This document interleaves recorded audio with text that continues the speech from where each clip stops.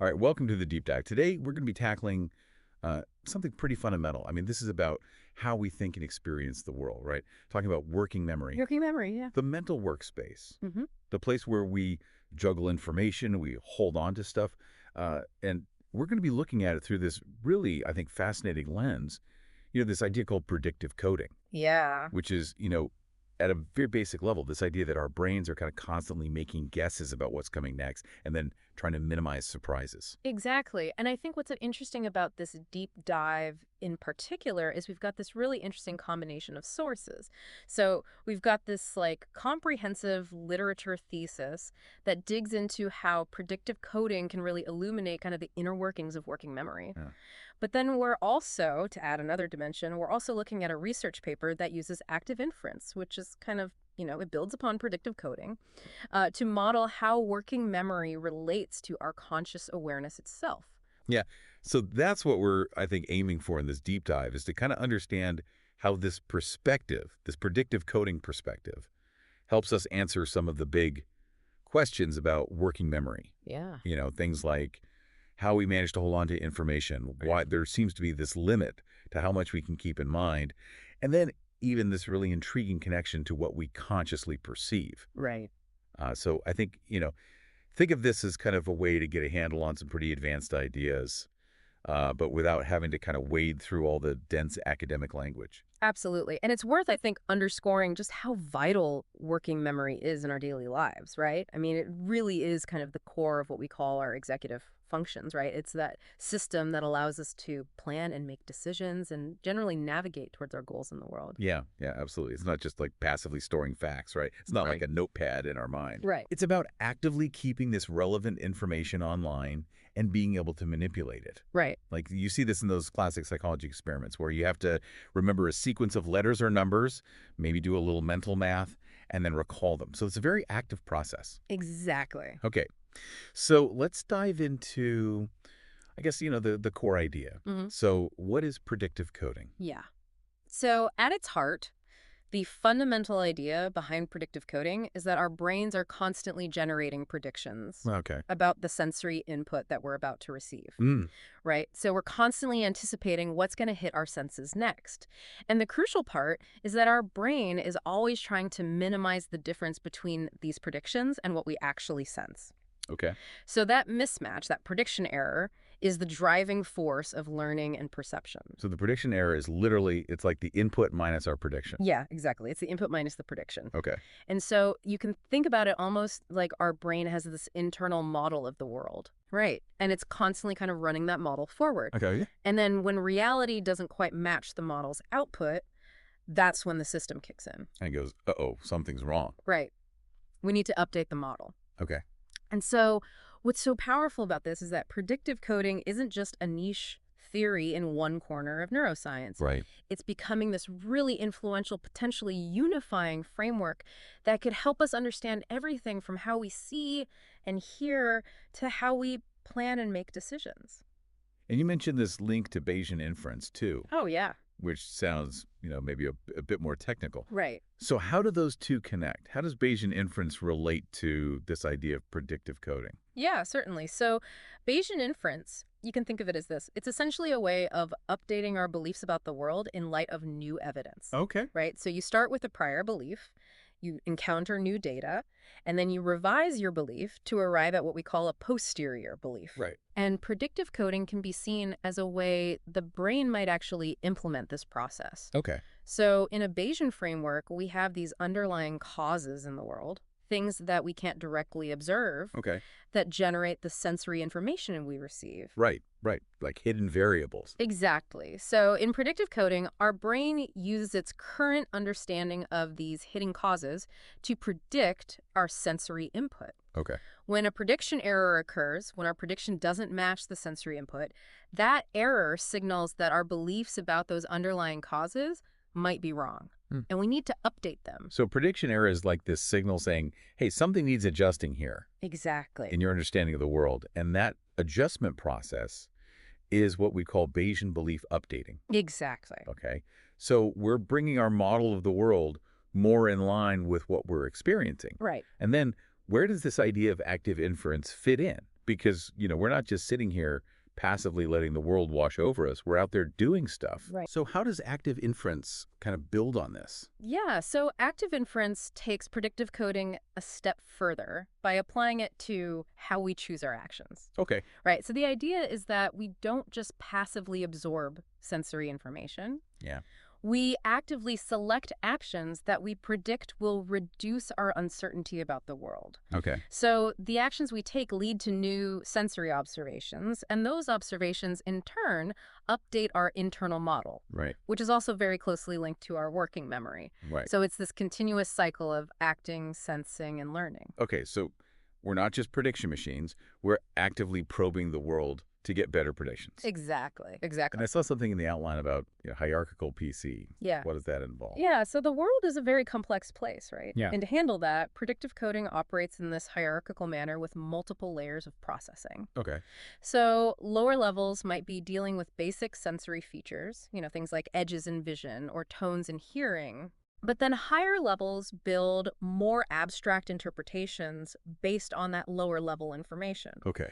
So you can almost think of it as this pyramid of understanding Right. where each level feeds its predictions down to the level below and sends its prediction errors up to the level above. Right. So it's like, we're recognizing, let's say, edges and lines, and then those contribute to recognizing a shape, and then that shape contributes to recognizing an object, and then maybe that object is part of a larger scene. Exactly, exactly. And that allows us to make sense of the world at multiple levels of abstraction simultaneously. Okay.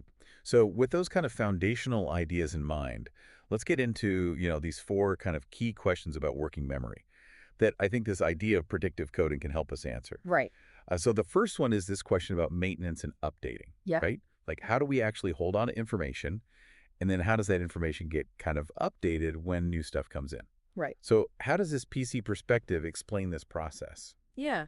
So from a predictive coding standpoint, working memory maintenance isn't really about having a separate storage compartment in the brain. Okay. Instead, it's viewed as an inherent part of this ongoing process of inferring the current state of the world, Okay.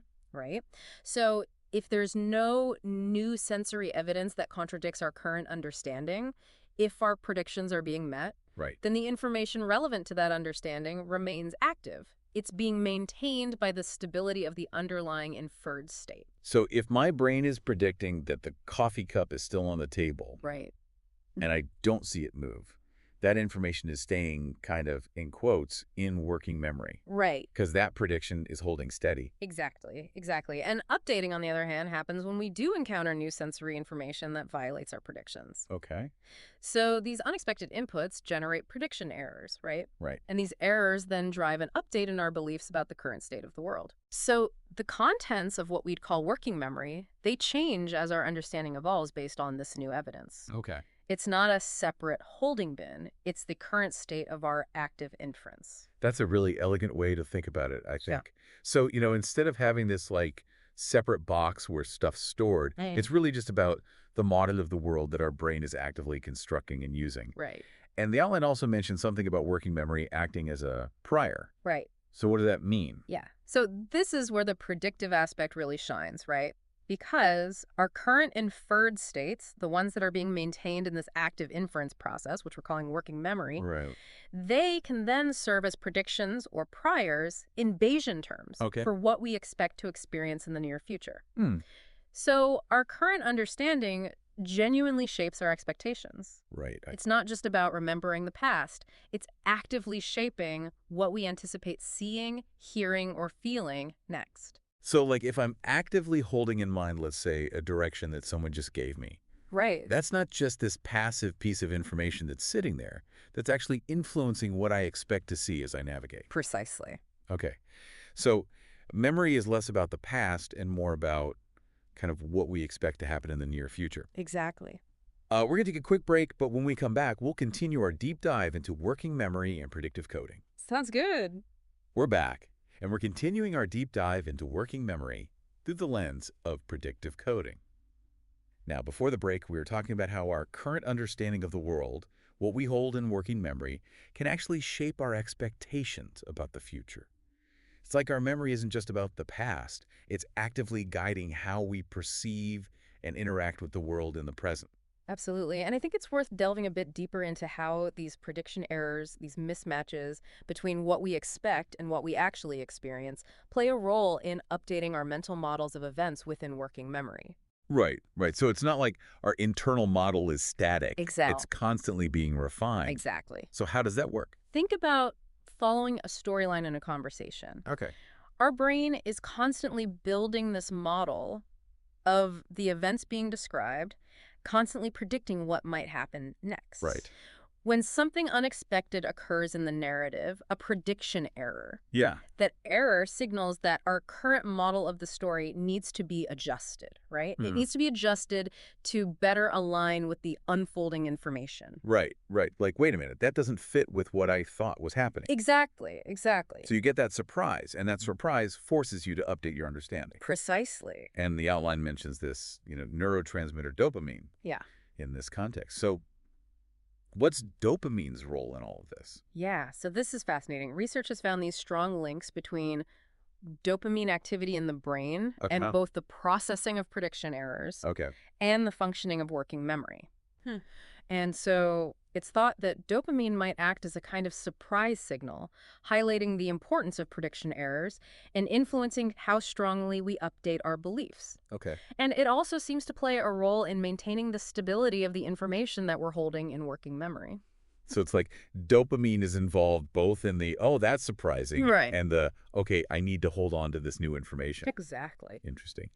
And the outline also mentions some specific models, like of event perception and active inference. Yeah. Can you give us just a quick kind of overview of what those involve? Certainly. So, one model of how we perceive events suggests that working memory is constantly being updated by these prediction errors. Okay. However, the reason we can maintain a stable representation in working memory is because many of these prediction errors are relatively small and transient, Okay. right?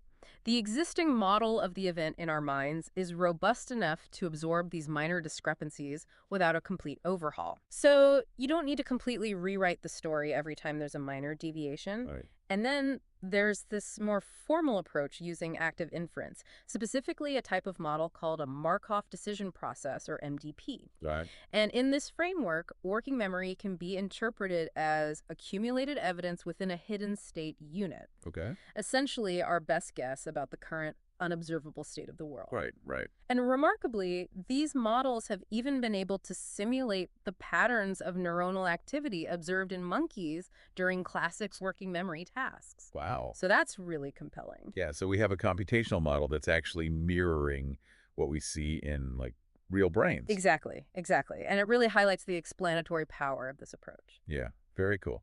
And how does this predictive coding perspective account for, the fact that working memory, our updating process can be so flexible? Hmm. Like based on what we anticipate, we might change what we're holding in mind more readily or less readily. Yeah.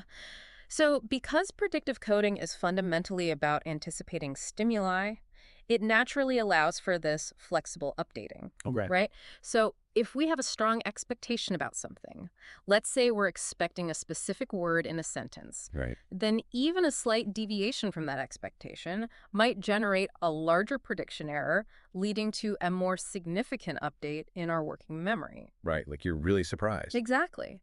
Whereas, conversely, if we're in a situation where we have less certainty about what to expect, Yeah. we might be more open to new information and update our working memory more readily. Okay. So, our expectations actually act as a filter for how we process new information and how we adjust what we're keeping in mind. So it's like if you're really sure about something, it takes a lot to change your mind. Exactly. But if you're kind of unsure, you're more open to being updated. Exactly. Now, what about working memory in the context of, when we're actively trying to achieve a goal? So how does this framework, this predictive coding framework, explain how we maintain and update information when we have a specific objective in mind? Yeah. So, within the predictive coding framework, when a particular state of affairs becomes relevant to our current goal, Yeah. the entire predictive processing system becomes more sensitive to information that's related to that goal state. Okay. So this heightened sensitivity means that goal-relevant information is more actively maintained and continuously updated because it's crucial for guiding our actions towards achieving that desired outcome. Okay. So the goal itself acts like a spotlight, keeping relevant information active Right. and ensuring it's updated as needed to keep us on track. Right. Right. It's like if you're trying to get somewhere Right. and you know where you're going, you're going to be paying more attention to landmarks and things that tell you that you're on the right path. Exactly. Okay. The outline also touched on, this question of whether working memory is better thought of as like probabilities or more like these kind of single best guess estimates. Right. Can you explain that distinction? Yeah, so this is an ongoing area of discussion and research. Okay. Right. So if working memory is represented by a range of possibilities, each with a certain likelihood, what we call posterior probabilities, Okay. then it might seem like our working memory would be constantly fluctuating, even with minor bits of new information. Right. And that doesn't always align with the experience of holding something firmly in mind. Right. It doesn't feel like our thoughts are like constantly shifting. Exactly. Right. Right. So the alternative is that working memory is represented more as a single, most likely interpretation of the current state. Okay. What we call a posterior state estimate. Right. And that would only change when enough contradictory evidence accumulates to shift that best guess. Okay. So probabilities offer a more nuanced view but might seem too fluid, whereas point estimates are more stable but might miss subtle shifts in information. Right. So it sounds like researchers are still working on the best way to model this. Okay, so there's this ongoing debate about how to best capture that. Exactly. And the outline also briefly mentioned this idea of working memory naturally fading over time, like decay. Right. And this difference between attention and working memory in terms of how they operate over time. Yes. Can you elaborate on those points? Yes. So researchers are also using these predictive coding models to try to understand why information in working memory tends to decay if we don't actively refresh it. Right. If we don't keep rehearsing it, it kind of slips away. Exactly. And when we think about attention and working memory, one interesting idea is that attention seems to focus on information that's most relevant for making predictions about the current situation. Okay. Whereas working memory holds on to information that's predicted to be important for future situations. So attention is for right now, working memory is for what might come next. Okay, that's a nice distinction. Now, the outline also mentioned Parr and Friston's, I think it was a 2017 model of attention within their active inference framework. Yeah. Can you tell us about that? Yeah, so Parr and Friston proposed that attention within their active inference model can be understood in terms of two key aspects. Okay. So first, there's the precision we assign to our different sensory inputs, essentially how much weight we give to what we're seeing versus what we're hearing, for example. Okay. And then second, there's this idea of salience-driven action selection, Okay. which is about our tendency to choose actions that we predict will give us the most useful information to reduce our uncertainty about the world. Okay. And this connects to the idea of epistemic affordance. So we're drawn to actions that are most likely to teach us something. Okay. So salience is like our brain saying, that looks interesting, let's investigate further. Right. And then how does working memory, when modeled as a state variable within this active inference system, how does it interact with these mechanisms of attention? Yeah, so in their model, working memory, our current understanding of the state of the world plays a crucial role in guiding our actions by influencing what they call expected free energy. Okay. But at the same time, the actions we choose, driven by salience and our need to gather information, determine what sensory data we end up attending to. Right. And this new sensory input then feeds back and updates our working memory. Okay. So it's this really elegant reciprocal loop. What we're holding in mind influences where we direct our attention through our actions. And what we attend to provides the new information that updates what we're holding in mind. Right, so it's this constant back and forth. Exactly. Right. Okay. So that gives a really clear picture, I think, of how these two functions, which, we often think of as being distinct, right? Like attention and working memory. Right. Are actually very deeply intertwined within this perspective. Okay, so let's move on to, kind of the second key question here, which is specifically about the relationship between attention and working memory. Right. And we've already touched on some of it, but is there anything else that predictive coding can help us understand about their interaction? Yeah, so as we've already discussed, attention and working memory are both essential for our ability to exert executive control and for our conscious awareness. Right. And interestingly, they even seem to rely on some overlapping areas in the brain. Okay. And because predictive coding offers such a compelling explanation for how attention works, Right. it gives us this really powerful framework to not only distinguish between the functions of attention and working memory, Okay. but also to understand precisely how they work together. Okay. Right. If we can understand both within the same theoretical framework, then the connections between them become much clearer. Right. If you've got like a unified theoretical lens, you can see the bigger picture. Ex- And the outline mentioned you and Friston's, I think, 2014 perspective on this. Right. How did they view the relationship? Yeah, so they also highlighted this temporal distinction that we talked about earlier. Uh, They suggested that attention primarily focuses on selecting and amplifying sensory information that's most relevant for our immediate predictions about what's happening right now. okay.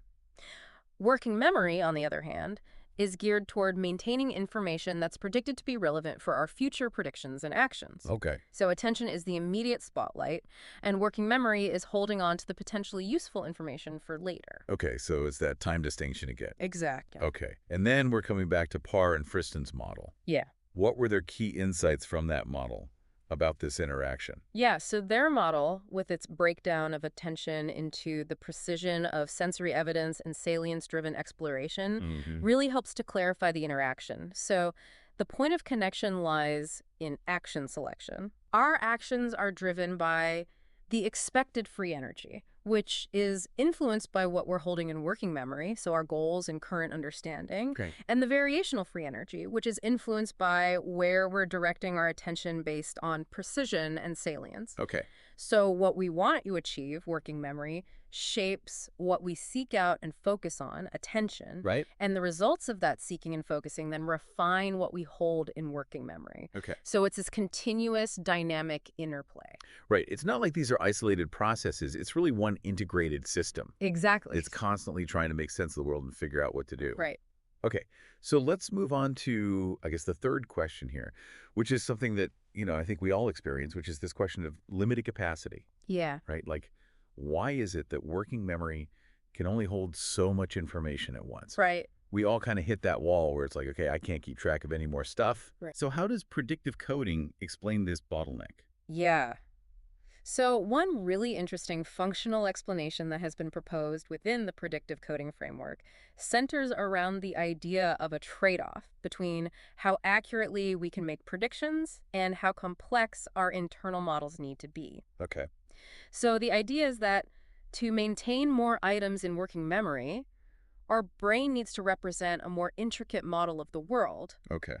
And this increased complexity can potentially lead to a decrease in the accuracy of our predictions. Right. So it's like if you make the model too complex, it gets harder to make precise predictions. Exactly. It's a balancing act. Okay. To be highly accurate, we might need to keep our models simpler, which in turn might limit the amount of information we can actively maintain. Right. So it's like you're trying to do too many things at once. Right. And you end up not doing any of them very well. Exactly. So it's like trying to keep track of 10 different conversations at a party. Right. The more you try to remember, the less accurately you'll recall any single one. Right. That makes sense.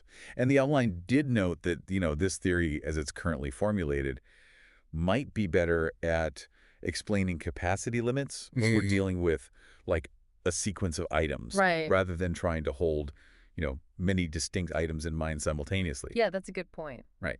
So like the accuracy complexity trade-off as it's initially formulated seems to naturally apply to situations where we're predicting a sequence of events. Right. But explaining the limits we encounter when trying to remember like a set of unrelated items all at once might require additional factors to be considered. Right. And the outline mentions some potential ways that researchers could actually test this idea Yeah. by looking for experimental links between our predictive abilities and our working memory capacity. Yeah, so how would they do that?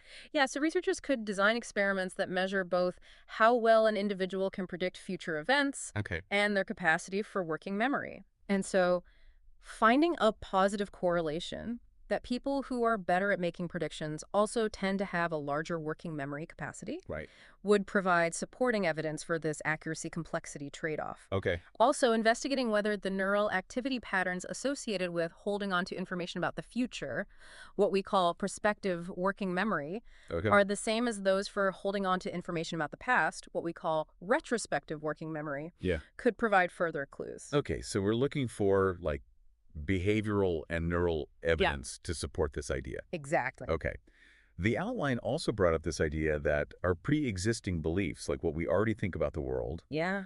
and the limited resources of our neural hardware might play a role in these capacity limitations. Right. Can you unpack that a little bit? Yeah, so this perspective suggests that our apparent limitations in working memory capacity might arise when the information we're trying to hold in mind strongly conflicts with our prior expectations about how the world works. Right. So, for example, if we expect a set of items to be independent of each other, Okay. but they're actually related in this complex way, Okay. it might be much harder to keep many of them active in working memory. Right, so it's like the information is more surprising Exactly. or harder to fit into your existing model. Right. Additionally, our brains only have this finite amount of neural processing power or coding space. Okay. And so if we try to represent too many different states or items simultaneously, the neural representation for each might become less precise, effectively limiting how much we can accurately maintain. Right, so it's like you're overloading the system. Exactly. Like trying to run too many demanding programs on a computer Right.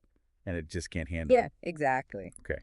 And how does this connect back to this active inference perspective? Yeah, so within the active inference framework, this capacity limit can again be seen as a kind of optimization problem, a trade-off. Okay. Specifically, it's a balance between the expected free energy, which includes the complexity of our internal model, Okay. and the variational free energy, All right. which reflects how well our model fits the incoming sensory data, its accuracy. Okay. So we strive to find a model that's complex enough to be useful for navigating the world, Right. but not so complex that it becomes computationally intractable or prone to errors. Again, it's this theme of finding the right balance Exactly. between complexity and accuracy. Exactly. Okay. Let's move on to, I guess, our final of these 4 key questions, which is about this idea of hierarchical working memory. Right. So, the fact that we can hold different kinds of information in mind. Mm. Like I can remember a specific phone number. I can remember a general feeling of happiness. I can hold a detailed image in mind. Right. So how does predictive coding explain this ability to maintain information at different levels of abstraction? Yeah. So the hierarchical structure of predictive coding, with its multiple layers of processing operating at different levels of detail, Yeah. offers a very natural explanation for this hierarchical aspect of working memory. Okay. Right. So different levels of abstraction in our working memory, from very specific sensory details to more general conceptual understandings, Okay. can map onto different levels within this predictive processing hierarchy. Okay. So it's like the lower levels of the hierarchy might